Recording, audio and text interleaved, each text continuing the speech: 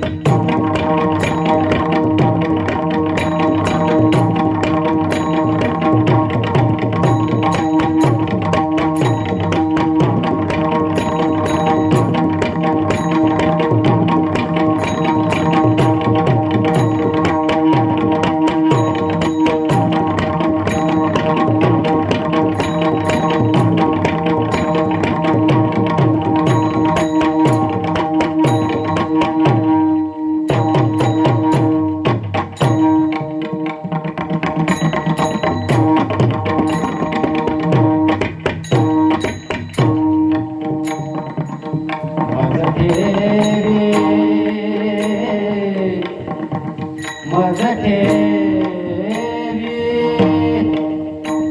आ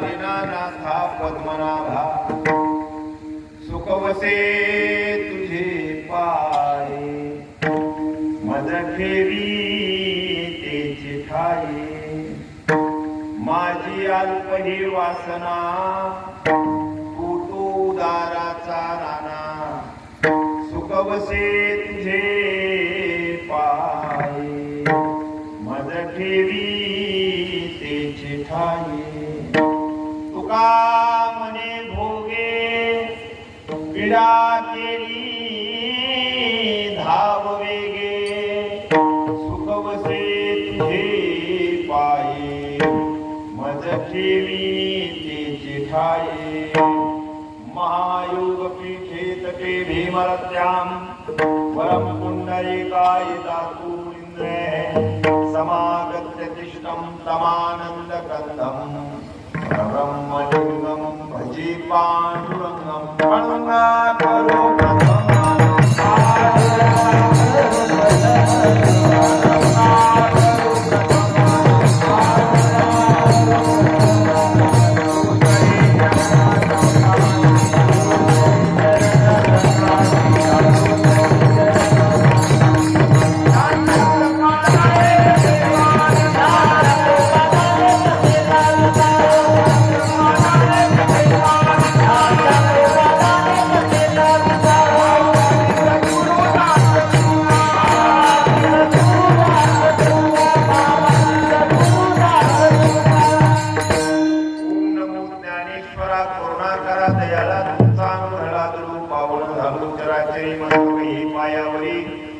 या वारकरी संतांच्या प्रथमरमण गुरु गणनाथा उमाशंकराची असुता चरणावर ठेवून माता साष्टांग्याचा दंडवत दुसरे वंदू शारदाजी चतुर्णाची आत्मदा वाक्यसिद्धी पावे सहजा तिच्या चरणमोजा माझे दंडवत आता वंदू देव ब्राह्मण त्यांचे पुण्य पावन प्रसन्न होती श्रुती जन त्या माझे दंडवत आता वंदू साधू सज्जन रात्रंदिवस हरीचे ध्यान विठ्ठल नाम उच्चारती जन त्या माझे दंडवत नमो रंग भूमिका कीर्तनी उभी होतु लोका टाळ मृदंग श्रुतिका त्या माझे दंडवत ऐसे नमन करुणी सकळा हरिकथा बोले गोमळीया मुला अज्ञानी म्हणून अपुऱ्या बाळा साधवे सकळा नामा म्हणे आता मज साह्य येते करावे देवा तुझी ही सेवा सकळ गोवा गुणी नमो सद्गुरु तुकया ज्ञानदीपा नमो सद्गुरु सच्चिदानंद रूपा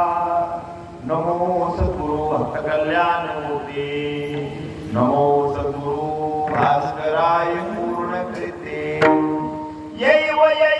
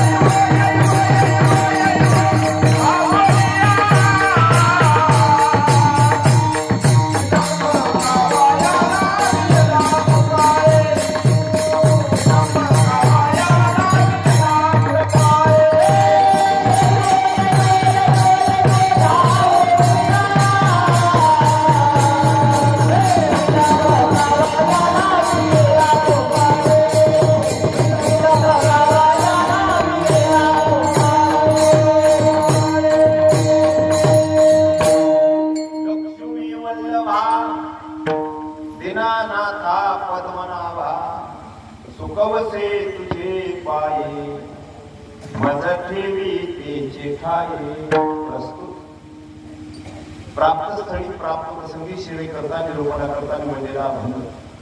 महान वैष्णव विश्वभूषण विश्वसंत वैराग्याचे महावीर उदाहरण तुम्हा मनुष्य मात्रांना भगवंताचा सर्व मार्ग सांगणारे फार मोठे विचारवंत तत्त्वज्ञ संप्रदायाच्या वैशिष्ट्यपूर्ण मंदिराचे गरज झालेले छत्रपती शिवाजी महाराजांचे वैचारिक सद्गुरू श्रीमंत जगद्गुरु तुकोबारा यांचा 4 चरणाचा दृश्य पद्धतीचा बौद्ध करून सर्वांच्या पाठाचा परिचयाचा असा भगवंताच्या समोर मागणी करणारा हा अभंग आहे. या अभंगामध्ये जगद्गुरु तुकोबारा पहिल्या चरणामध्ये भगवंताची स्तुती करताय.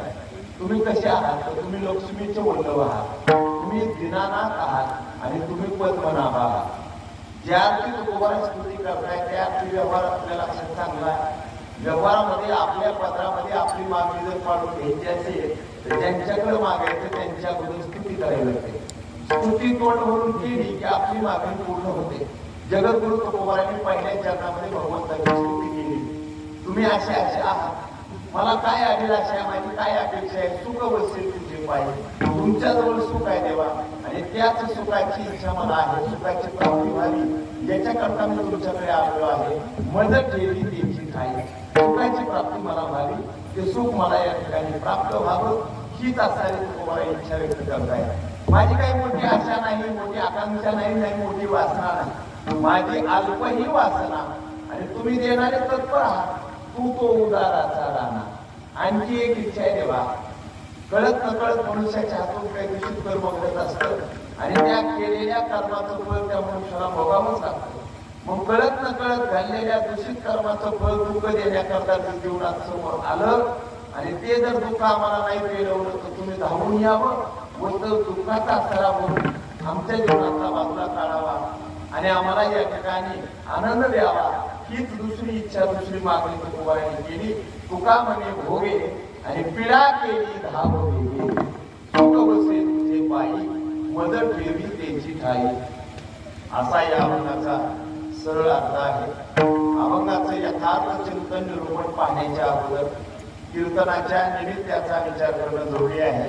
म्हणजे भावटणा या नगरीमध्ये प्रतिवर्षाप्रमाणे संपन्न होत असलेला हा भव्य आणि दिव्य स्वरूपातला भावनाथेश्वर अखंड हरिनाम सप्ताह भावनाथेश्वरांच्या साऱ्या मंदिर प्रांगणामध्ये दरवर्षीप्रमाणे या सप्ताहाचं आयोजन ग्रामस्थांच्या वतीने या ठिकाणी होत आहे. सुंदर श्रीमद भागवत कथा आपण या ठिकाणी श्रवण केलेली आहे. 3.5 मुहूर्त जे सांगितले त्यातला विशेष अक्षय तृतीया हे मुहूर्त आहे आणि अक्षय तृतीया या मुहूर्तावर या ठिकाणी सप्ताहाची सुरुवात आरंभ होतो. आज सप्ताहाचा उपांत्य दिवस आहे म्हणजे आजची ही सेवा जागराची सेवा आहे. उद्या या सप्ताहाचं परिपूर्णत्व गाण्याच्या कीर्तनानं होणार आहे. किती वर्ष या सप्ताहाला झाला असं विचारल्यानंतर सांगितलं जातं परंपरेनं चालत आलेला हा सप्ताह आहे. परंपरेनं चालत आलेला हा नियम आहे. पारमार्थिक कार्यामध्ये परंपरेला नियमाला विशेष महत्व आहे. जगद्गुरु तुकोबारांना विचारलं महाराज तुम्ही जी वारी करता, तुम्ही जी भगवंताची सेवा करता या सेवेला खरं कारण काय? तुकोबारांचा म्हणतात वंश परंपरा रासमी अंकित आणि तुका मोकलीत लाज गौणा. जगद्गुरु तुकोबारा म्हणतात देवा आमची परंपराच आहे भगवत भक्ती करत. आमची परंपराची वारीची, आमची परंपराची भजनाची, आमची परंपराची सेवेची. माझ्या वडिलांची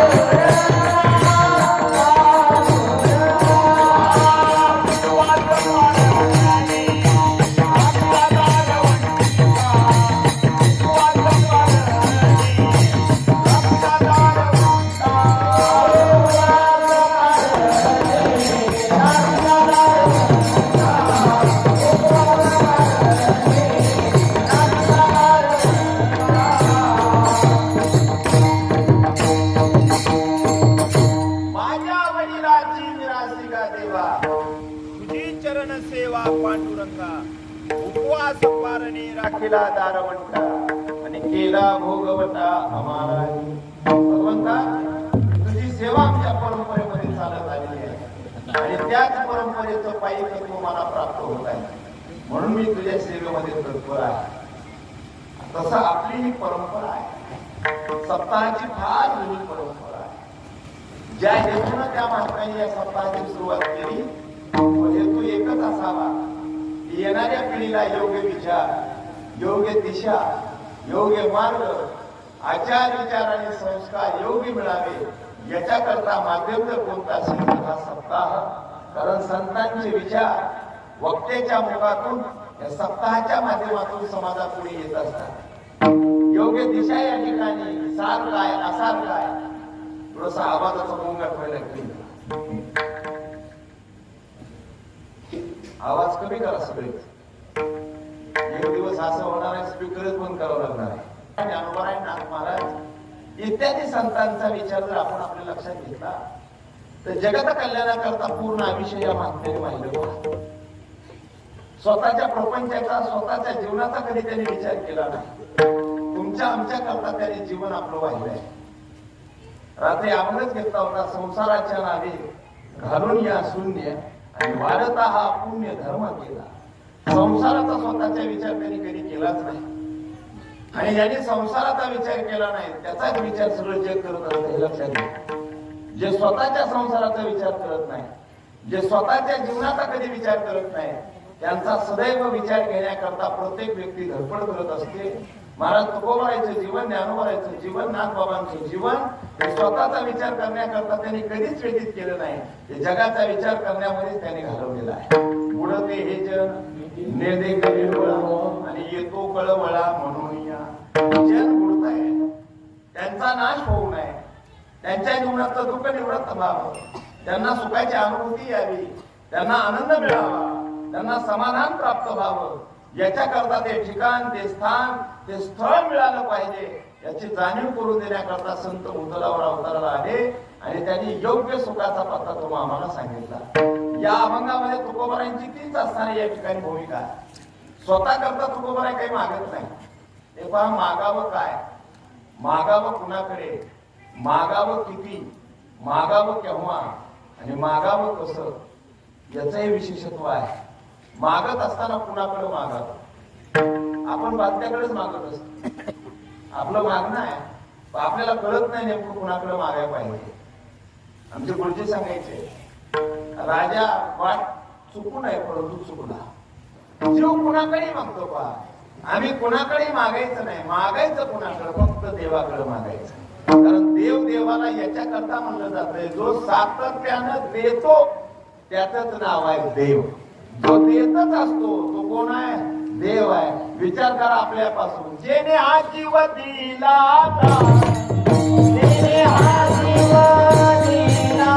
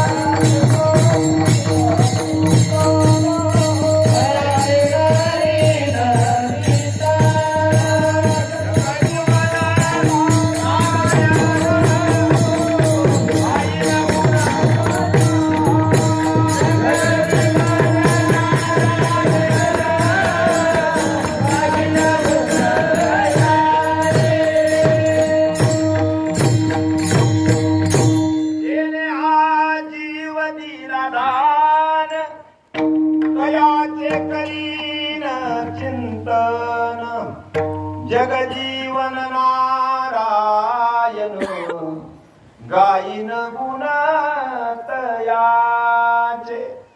त्याला जीव दिला महाराज केवळ जीव देऊन तो मोकळा झाला नाही. दिले इंद्रिय हात पाय कान डोळे मुख बोलाया वचन देणे गुण दिलाया गाणे जीवन भवरो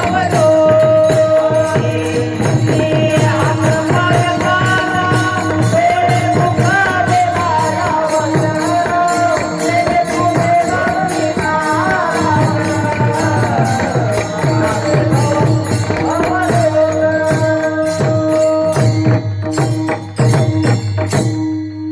दिले इंद्रिय हात पाय कान डोळे मुख बोलाया वचन जेणे तू जोडसी नारायण नासे जीवपण भवरू. त्या परमात्म्याने हे सगळं दिलं. याच्याकरता उपलब्ध असणाऱ्या सगळ्या गोष्टी तो परमात्मा करून देतो. याला लागणारा ऑक्सिजन तोच देतो, याला लागणारं पाणी तोच देतो. आता हे गरज असताना या वेळेलाही देणारा कोण आहे? तोच आहे. नेमक्या टायमाला काय करतो तो त्याची त्यालाच माहिती आहे. सांगायचं तात्पर्य हे सगळं देणारा, सगळं निर्माण करणारा जर कोण असेल तर तो देव आहे. आणि त्या देवाकडेच मागितलं पाहिजे. आज जगद्गुरु तुकोबार पांडुरंग परमात्म्याच्या समोर उभे आहे आणि पांडुरंग परमात्म्याच्या समोर उभं राहून आज मागता येतो. गेल्या वर्षी माझ्याकडे मागणीच होती. गेल्या वर्षी मागणीच होती. गेल्या वर्षी मागत असताना देवाच्या जवळ जाऊन मागितलं होतं का? अगोदरच मंडप फाटला होता गेल्या वर्षी. पावसाने गेल्या वर्षी जास्त त्रास दिला होता. 12 मागतो ते उभं मागत नाही. 3 कारणामुळे माणूस मागतो. त्याच्यात एक तरी कारण महत्वाचं असतं. काही माणसं मागतात गरजेपोटी, काही माणसं मागतात स्वभावापोटी आणि काही माणसं मागतात परंपरा सांभाळण्याकरता. 3 कारण मागण्याचे. परंपरेमुळे मागणं, गरजेपोटीचं मागणं आणि स्वभाव बनला म्हणून मागणं. काही जणांचा स्वभाव मागण्याचा नसतो, परंपराही मागण्याची नसते, गरज पडली म्हणून ते मागतात. मनातल्या मनात ते म्हणतात तुमच्या दारात मी कशाला येत होतो? तुमच्याकडे पडली आहे माझी गरज. तुमच्याकडे काय आहे? माझी गरज आहे, त्याच्यामुळे मी तुमच्या दारात उभा आहे. नाही तर मला मागायची गरज आहे. मला काय मागायची गरज? परंपराही नाही आणि माझा मागण्याचा स्वभावही नाही. गरजेपोटीचं मागणं आहे. दुसरा मागण्याचं कारण आहे गरजही नसते. पहा, परंपराही मागण्याची नसते, स्वभाव मागण्याचा बनलेला असतो. मागण्याचा काय बनलेला असतो? स्वभाव. आणि एक सांगू का, सगळंच बदलत, स्वभाव बदलत नाही. जगद्गुरु तुकोबाराचा क्षेपक अभंग आहे. आधी होता वाग्या, आधी होता वाग्या, आधी होता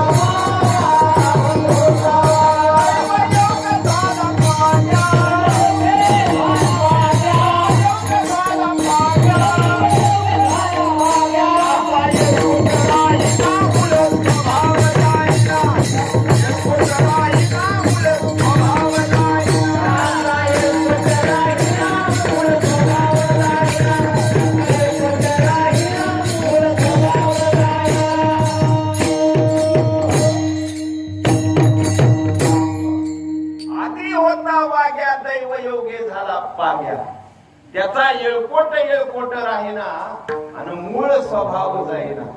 तुकोबारा म्हणतात सगळं बदल पण स्वभाव बदलत नाही. आधी होती दासी पटराणी केले तिसी, तिचे हिंडणे मुंडणे राहीना आणि मूळ स्वभाव जाईना. तुकोबारा दृष्टांत देतात क्षेपक अभंगामध्ये. भिकारीन डायरेक्ट राणी जाईल. राजाची दृष्टी भिकारीवर पडली आणि भिकारीनी सोबतच राजानं लग्न केलं. जी दारोदार भीक मागायची भिकारी ती कोण झाली? राणी झाली. आता राणी झाल्यानंतर तिनं तिचा स्वभाव बदलायला पाहिजे, पण नाही बदलला.